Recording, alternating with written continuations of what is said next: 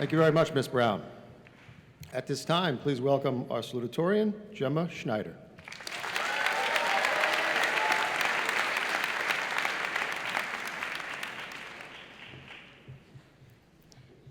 Good afternoon, administrators, members of the Board of Education, teachers, families, friends, and fellow graduates of the Roslyn High School class of 2019. Sadly, this may be the very last time that we all get to sit together in the very same building. But happily, we will all leave this room forever bound by the knowledge that we did it together.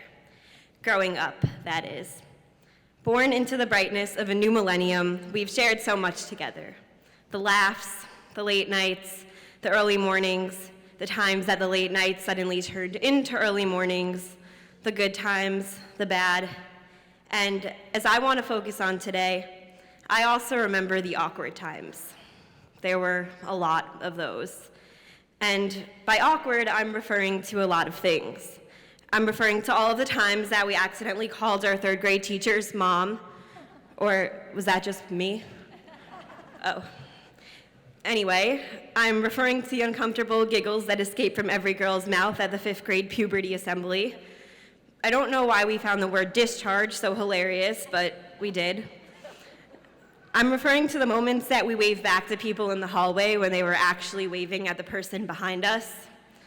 I'm referring to the absurd number of times that I've been asked, "How are you?" and in somewhat of a daze have responded, "Nothing much, you?"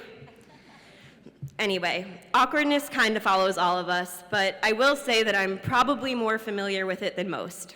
I'm clumsy, often lost in my own thoughts, and just generally prone to embarrassment. So it's pretty weird that I'm supposed to stand up here today and offer words of wisdom or whatever. After all, some of you are probably prepared to listen to my advice today just so that in the future you can do the exact opposite of whatever I say. And I don't know, that might be the move. But in all seriousness, as I reflected on all of these things, and as I thought about my embarrassing moments, my moments of feeling completely clumsy and silly and weird, I also began to ponder how comfortable I have become with this side of myself and with this aspect of life as a whole. And I realized that this could actually be my lesson, my words of wisdom to all of you. Embarrass yourself. Embrace the awkward. Chase after discomfort. I know it sounds strange, but just hear me out. This past summer, I did a research program at Stony Brook that required me to take the train back and forth almost every day. Train tickets are pretty expensive, so I took it upon myself to start buying child tickets for each train ride. I figured I'm still a kid, maybe not of age for a child ticket, but who cares? Well, eventually one conductor did. He skeptically asked me how old I was, and as more of a question than a statement, I responded, 11? Heads turned. Everyone on that train was like, "That is the largest 11-year-old I have ever seen." But really, even though the conductor ultimately let it slide, the whole situation left me feeling weirdly self-aware and embarrassed.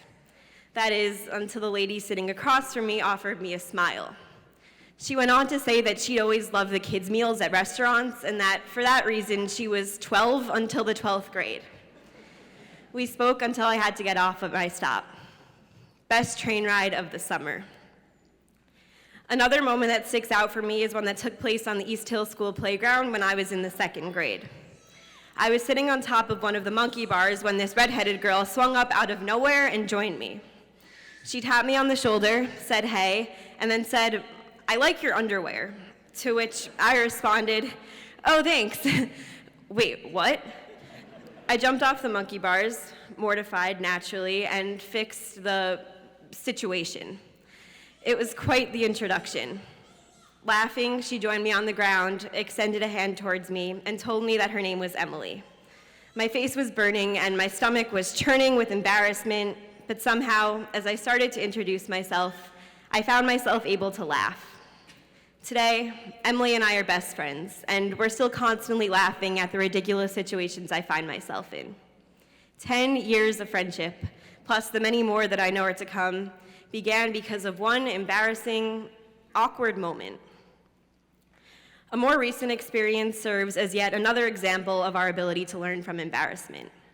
As a new driver, backing out of my driveway, I unfortunately and embarrassingly plowed down my neighbor's mailbox. From this experience, I learned that my neighbor has incredibly expensive taste when it comes to mailboxes.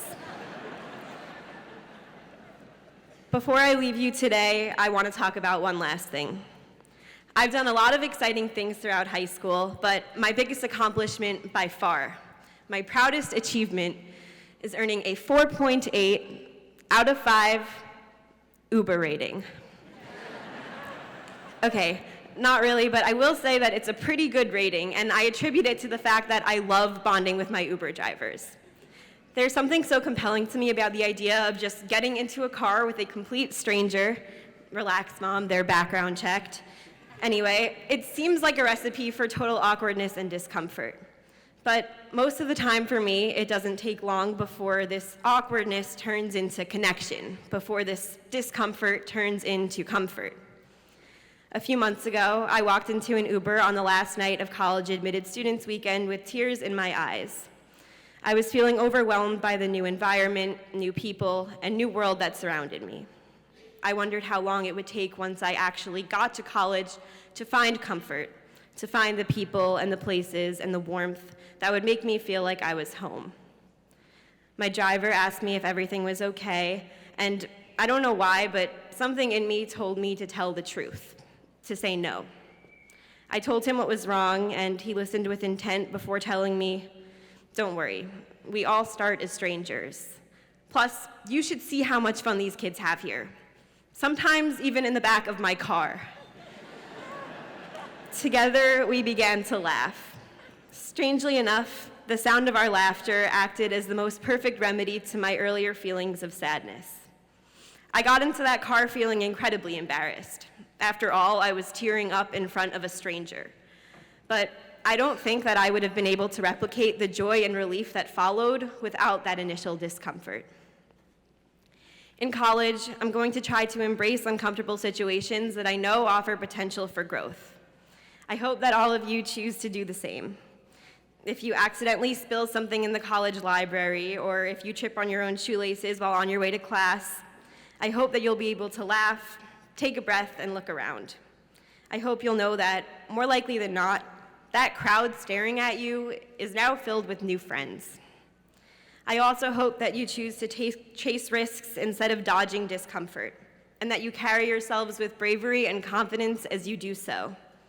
And honestly, I am confident that you will, because I know all of you, and I know of the kindness, brilliance, and infectious spirit that all of you radiate. You've shared it with me and the rest of our peers, and now it's time that you share it with the rest of the world. I'd now like to take the opportunity to say thank you to my mom, my dad, and my 3 big brothers, Evan, Jason, and Michael, for being my biggest supporters and my very best friends. And finally, thank you to every single person sitting on this stage. I believe our time in this high school together will forever provide us with a special link, a unique connection.